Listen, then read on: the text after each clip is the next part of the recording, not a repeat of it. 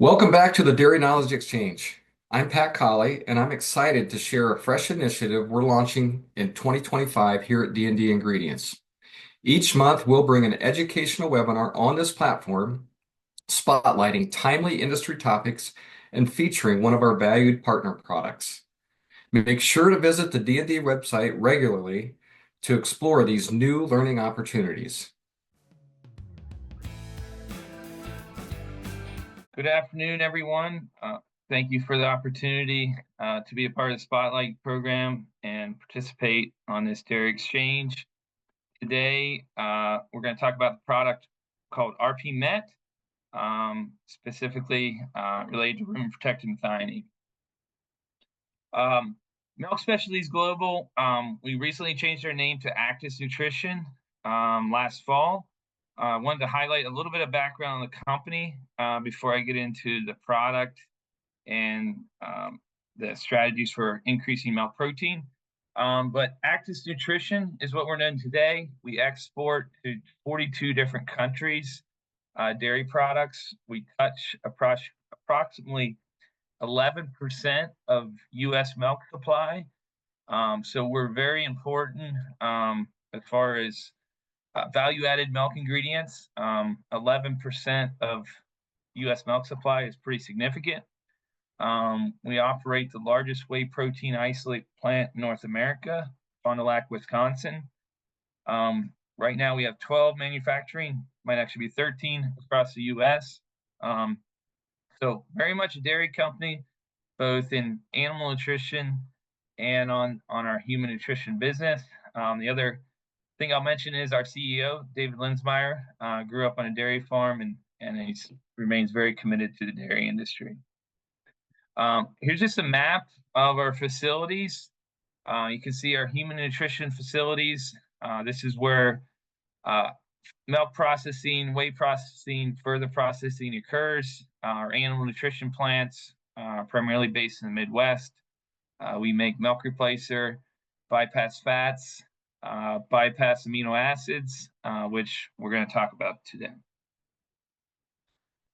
So switching gears a little bit before I get into the product RPMet, just want to talk about why.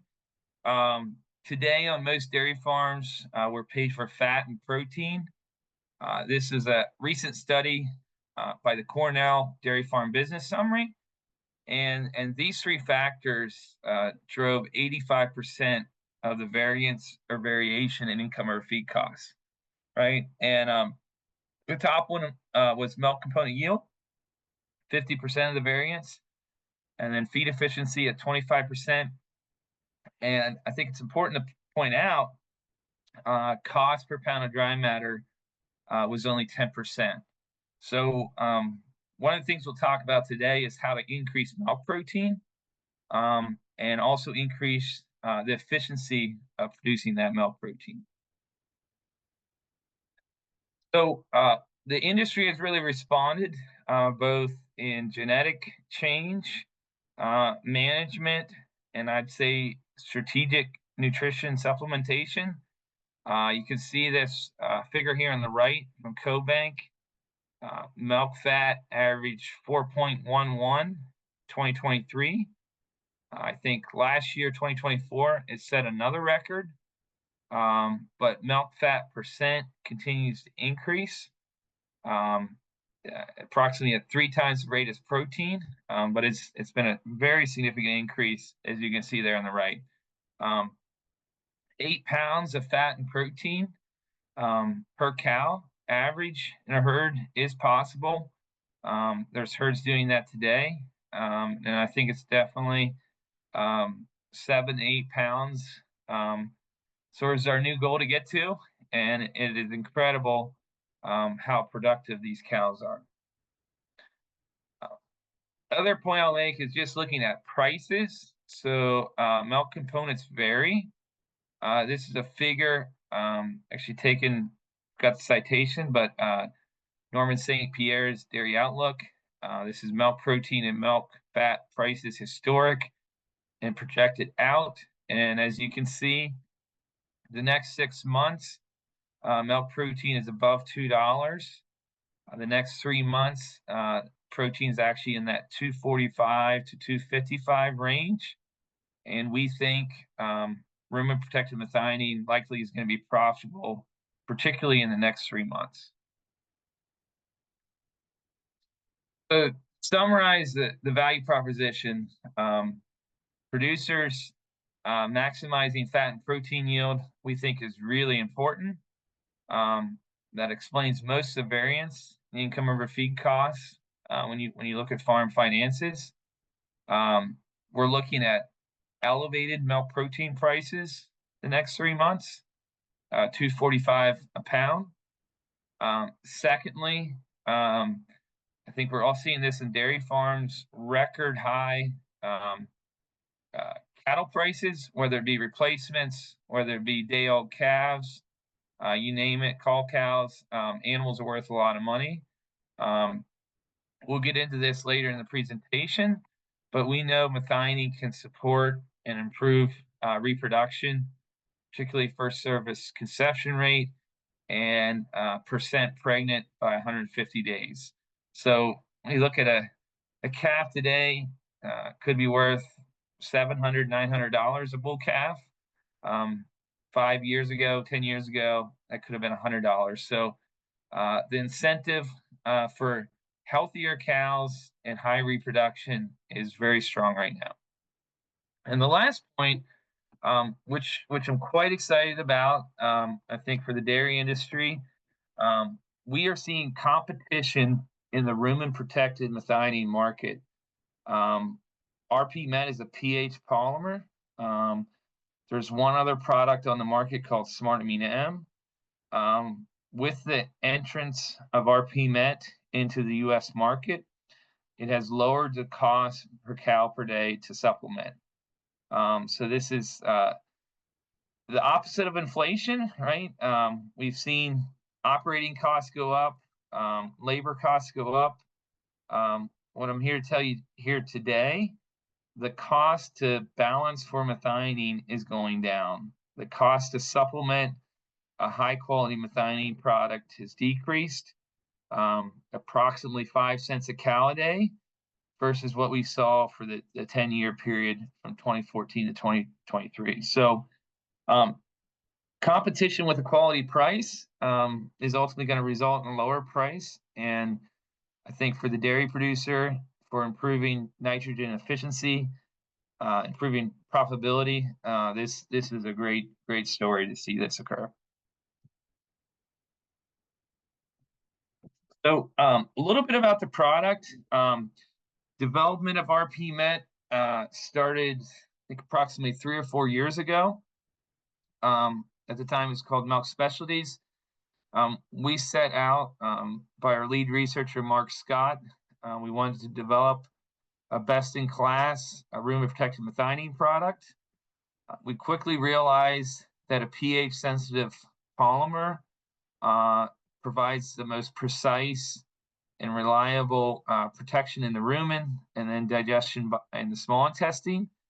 So a pH polymer consistently can hit 90% bypass and 90% or greater digestibility. So we decided to go that route. Key benefits from our research have shown that we can increase blood plasma consistently. We can improve milk protein. And lastly, we know we're providing more methionine to meet the lactating cow's need. So this is the product here. Metabolized methionine is 60%. It's the first alternative in the marketplace using this pH-sensitive polymer technology. Here's just a visual comparison of RPMet and then the other pH-sensitive polymer product in the market. As you can see, we're going to look and feel similar.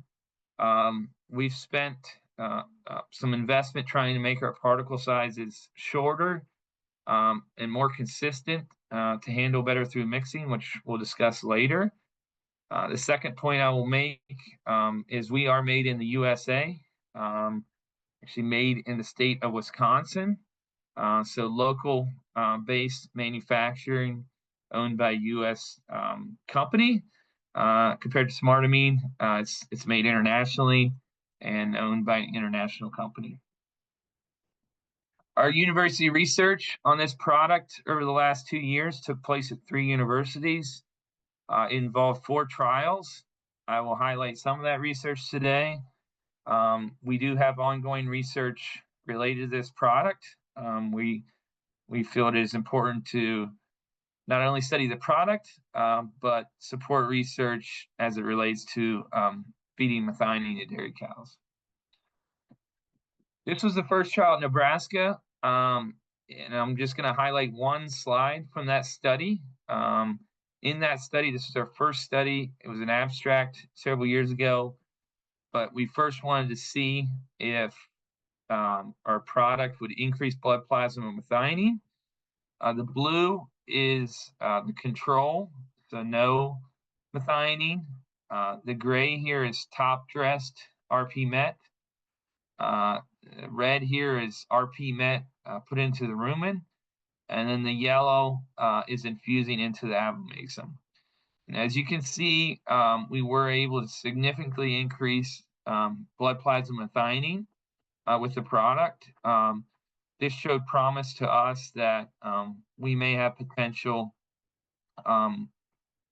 product, and I'll move into our next research here in a bit. The other comment I'll make is fat-protected methionine products sometimes, though not consistently, show this increase in blood plasma methionine.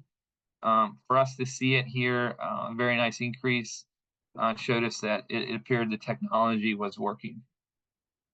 Our second study was done at University of New Hampshire with Dr. Nancy Whitehouse. Essentially, we looked at determining what the bioavailability is so that we would know the metabolized methionine content to use in a ration software. We had 10 cows. It wasn't necessarily a production trial. This is more bioavailability. 7-day experiment.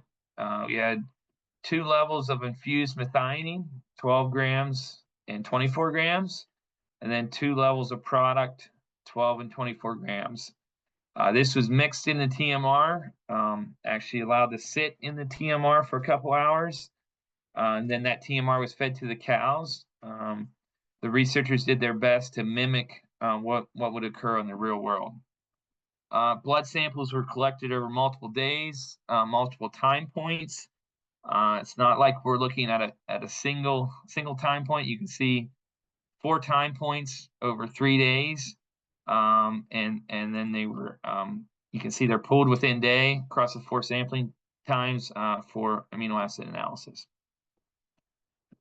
When we looked at production, again, this is just 10 cows, so I take this for a grain of salt.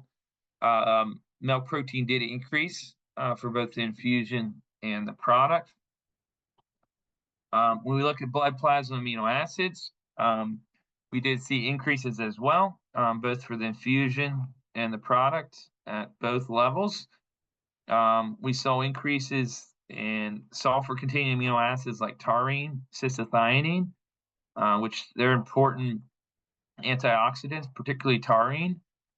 So seeing that increase there, I think really shows that as a product, we have ability to not only elicit greater methionine supplies, but some of these downstream sulfur-containing compounds that are important, particularly during the transition period. When we calculate bioavailability, this is the blood plasma approach. Essentially, you're looking at 2 different amounts of infusion, 12 and 24, versus 2 different amounts of the product. And you're looking at the slope of those lines and dividing the slope of the product by the infusion, right? 0.04 divided by 0.06. That's how you come up with 73.8. So if you assume 73.8 bioavailability, 80% methionine content, we yielded 59% in this trial, which compares similar to smart amino. The point I'll make here is there are multiple ways to assess bioavailability. This is one method.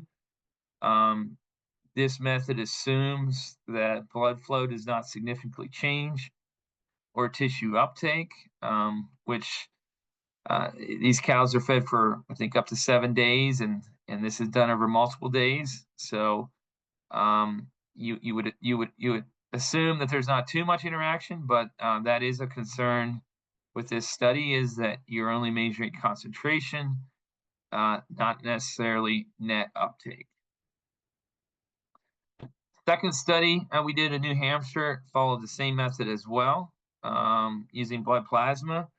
Again, had an infusion, two product prototypes, or one was commercial, one was laptop, but 24 grams each. And then the last treatment was 24 grams of smartamine M. Same setup, 10 cows, 7-day experimental period. Going to jump right to the results.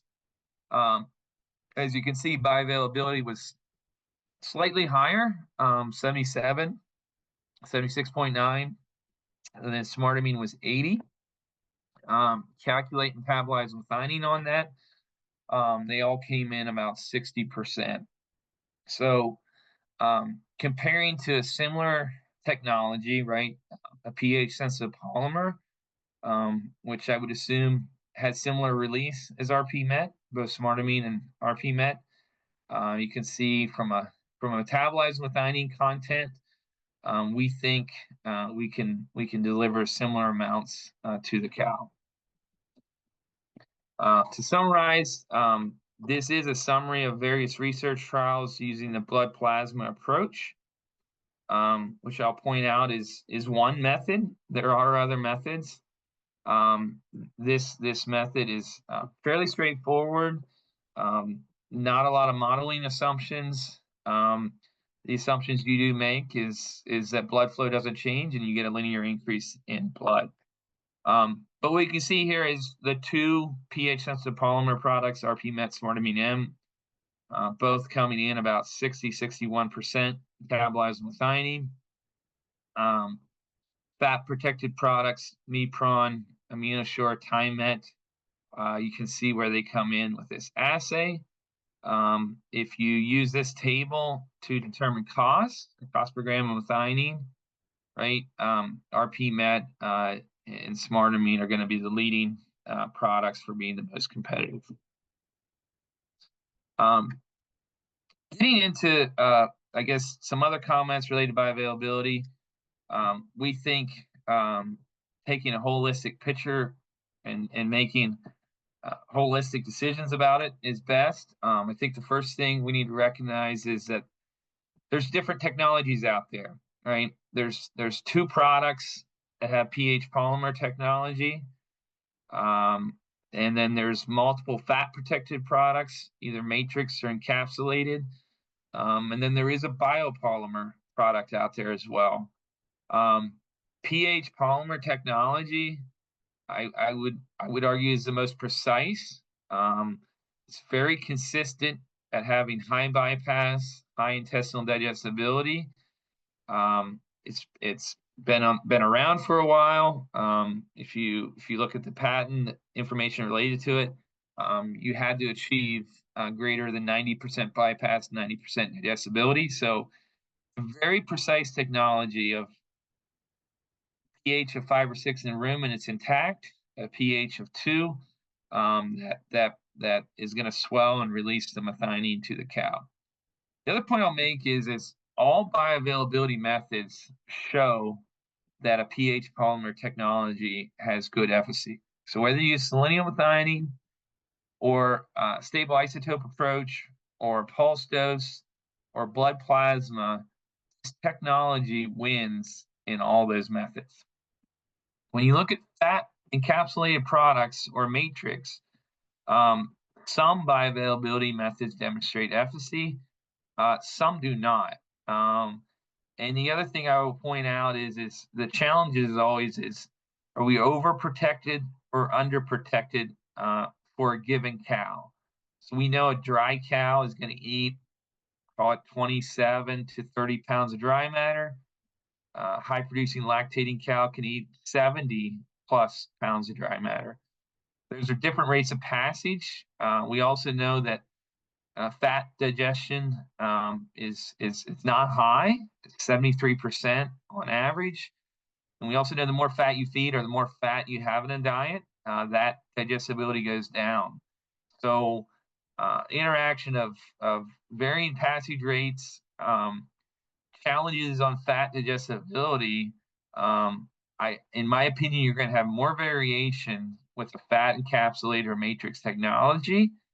And as I'll point out, is only some of the methods show efficacy, some methods do not. Here's a recent publication out of Penn State University, Alex Ristoff's lab. They had a fat ethicellulose product versus pH-sensitive polymer, SmartAmine M. And they looked at 3 different approaches, area under the curve, or this fecal-free amino acid method. You can see in both those methodologies, the pH-sensitive polymer bioavailability is significantly higher. You could say argue about 40 to 50% higher relative. So 43, you're essentially going up 61 and 67 to 90. Other thing I'll point out is blood plasma methionine, right, is an indicator of methionine status in cows, right? You see a fresh cow or a cow that's fed a low protein diet, they're going to have low blood plasma methionine. Increasing blood plasma methionine does tell you you have more supply for the cow. And you can see that with infusion here in green. The yellow is a pH sensitive polymer product, and the blue is a fat protected product. And what you can see is the polymer technology over the course of a 24-hour day significantly raises blood plasma methionine for really from hour 4 clear out to hour 14. You got significantly higher methionine. Higher methionine in your blood is going to lead to higher uptake by tissues, right? You got a higher concentration there. So I think this recent study, just published in 2025, provides nice evidence that these 2 technologies are distinctly different, and there is a different bioavailability. The other point I would look at when you're trying to determine what product to use is what's the production results, right? So let's look at the technology. Is it polymer or fat? What do the bioavailability methods say? There's multiple methods. Each method can have positives and negatives. Then what do the cows say? And ultimately, what do the cows say in the field when you're on commercial farms? In university trials, SmartAmine M is the clear leader in research. They have 25 peer-reviewed studies. Very nice response in milk protein, right? 0.13% on average. RPMet, we'll go through it here in a bit, but we have a 144 cow study that we did at Cornell, 10 weeks, increased milk protein up to 0.25. Some of these fat protected products like AminoSure XM, ThymeT, either limited research or very small studies. Essentially, they're not statistically powered to determine production differences, right? So 10 cows in a study, not a lot of statistical power, difficult to see these differences. You can see here on the right, the pH polymer versus a fat protected product. The pH polymer product is yielding more milk protein numerically. While it wasn't statistically different, I think partly because of statistical power, there is a numerical increase in the polymer technology. So to summarize this first part, rumen-protected methionine, it's a big investment, approximately $80,000 per 1,000 cows. That's significant, and we would ask that you make an informed decision. These are the 4 things I would look at or recommend is, what is the technology? Is it fat or polymer? Look at bioavailability testing. Recognize all methods have positives and negatives. And I will point out the polymer technology does win with multiple methods. So whether I use selenium methionine, stable isotope, or pulse dose or plasma approach, that technology demonstrates efficacy in all those methods. Production responses, right? So do they have production trials that show increased milk protein, increased protein concentration, possibly increased fat, right? They have a positive ROI. Do they have that data? And then lastly, I'd look at price. What is that cost per gram metabolized methionine? And make an informed decision on all four of those points. But when you're working with producers, or if you are a producer, this is a significant investment. It has the ability to change your income over feed costs by 20, 30 cents, and that's very significant. And so I think it's important to make an informed decision. This is the production trial I mentioned. It was a 144 cow study, 10 weeks in length.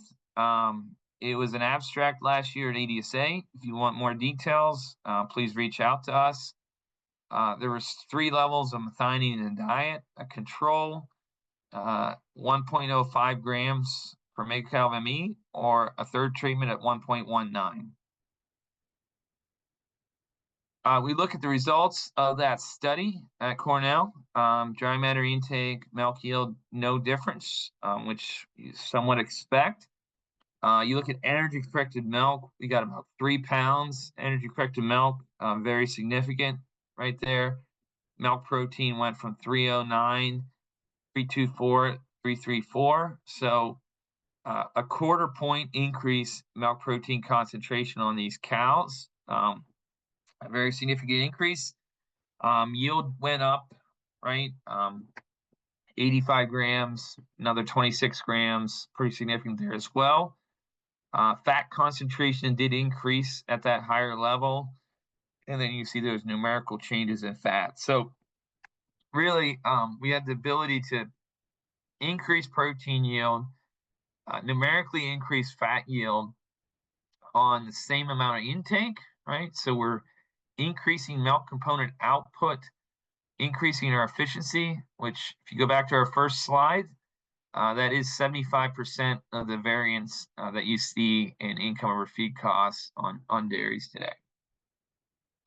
How did that fat increase come? And that's one thing I want to discuss a little bit is from a protein standpoint, methionine is really a substrate or building block. It also has some stimulatory effects on milk protein. From a fat response, it's stimulation. It's enzyme stimulation, thought through the mTOR pathway, SREP1, fatty acid synthase, those being upregulated. And this is a very clear study here that you can see it in the de novo and mixed, right? You wouldn't see it in the pre-form because that comes from the diet, but you see de novo and mixed going up here. Point out, I mean, those are exceptional de novo and mixed numbers there, 1.2, 1.7 on what these cows were producing there. So evidence here that methionine post-ruminal can stimulate a milk fat at the mammary gland. Another point I'll make, and this is one thing that we're working very hard on, is making sure this pH polymer technology is intact when it gets to the cow. This is a study we did where we're mixing with straight mineral. So there is no blood, no soybean meal, nothing else. This is straight rock through a commercial mixer, multiple reps, and you can see the difference in broken or cracked covers, right? And so this would indicate that from a stability standpoint, we can hold up just as well, and in this case, better than the competing technology on the market. Some other points I'll make on methionine.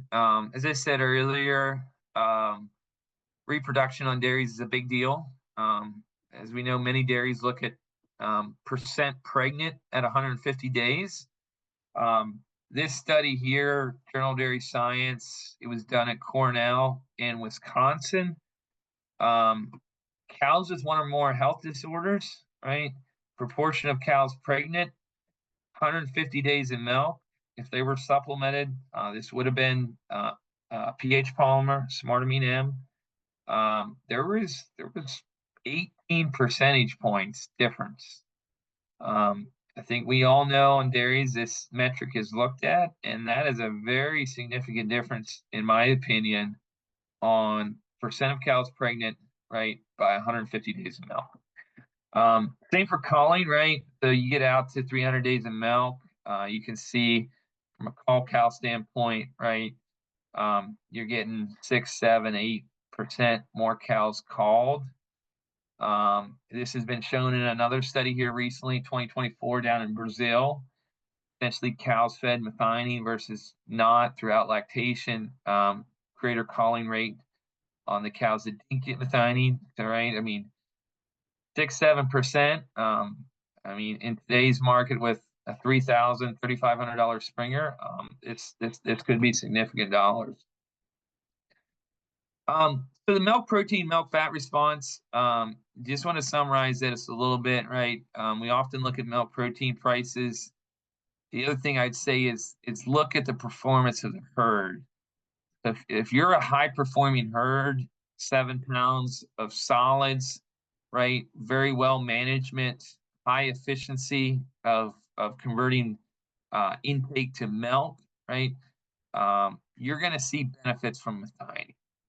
If you're an average producing herd or a lower producing herd, the efficiency of converting intake to milk components is lower. You don't always see a response, and you don't always see a profitable response. So one thing we will point out is that we don't think this technology is for every cow out there. We don't think it's for your low cows in most cases. We think it's for high performing herds. One metric we like to look at is what is the efficiency of that transfer into milk protein, and then make decisions. Fresh cows, we think it pays in about every milk market. Very high probability of response, shows a fat response and a protein response. High cows, right, depends on productivity of herd, pays in most milk markets. This is what I was referring to there, right? We have a calculator set up that any Actus Milk Specialties employee is happy to share with you. But these are two herds that we've worked with on supplementing methionine with the nutritionist. I guess I'd ask the audience here again. I'm not going to get any commentary here back, but which herd do you think was successful when methionine was supplemented? Well, it was the herd that had a higher efficiency, right? So this herd here on the right, 67% efficient. The CNCPS recommendation is 53%. You supplement methionine to this herd, they saw a nice response. Herd A, there's probably other factors going on, whether it be in the diet or management, that should be addressed before we look at methionine. And so both the new NRC, new NASEM, and I believe CNCPS version 7 will be talking about this a lot, right? What is the efficiency, productive efficiency for methionine and lysine? And I think that can be a very useful guide on whether you should feed it or not in a herd. Here's just another point, just looking at fresh cows. Jeffrey Zanton at the USDA put this meta-analysis together. I thought it was very well done. They looked at fresh cows and then out through lactation. What you can see is that early lactation stage, really out to 100 days in milk. You see very nice responses, whether it be fat or protein. As you get out to 150 days of milk, these lines are approaching zero. And so again, your negative protein balance first couple weeks, even at 50, 60 days of milk, you would have very high efficiency, very high feed efficiency. This is where you see responses from the limiting amino acid methionine. This is part of the calculator that we put together. Again, we're happy to share if you want to reach out. One thing we talk about is the more methionine you feed, the lower your efficiency of conversion, right? And so you can see this herd here, simulation. Actually, January milk prices, right? Probably the ideal place to be would be 0.03. Not at this higher level. Again, I would account for what's in your basal diet. What are you doing on other ingredients? I could definitely change that supplementation target. But in general, the more methionine you feed, you get a diminishing response, and I would pay attention to that as milk prices change and productivity of the herd. So to conclude this presentation, I think from a research standpoint, we demonstrate repeatable results across 4 trials, both in blood plasma methionine and production results. This product has been on the market since September 2023. It's being fed in herds all across the country, and we continue to hear good field feedback on performance. This fourth point here, I will emphasize is we brought competition to the U.S. marketplace. This is a U.S. made product owned by a USA company. We think we're the best value in the marketplace in terms of cost per gram of methionine, stability in mineral mixes, and then simply logistics on getting it to your feed mill or however you get methionine incorporated into your cows. And then lastly, as I said earlier, it's made in the U.S. Just wanted to point that out as well. So thank you for your time. Appreciate the opportunity to present. If you have any questions, comments, please reach out to either myself, Derek Balmer, or your D&D representative. Thank you. Thanks for tuning in to the Dairy Knowledge Exchange. Don't forget to check our product page for featured products and promotions throughout the year. Connect with us on LinkedIn or share your thoughts and topic suggestions directly with me at pat@ddingredient.com. We look forward to hearing from you.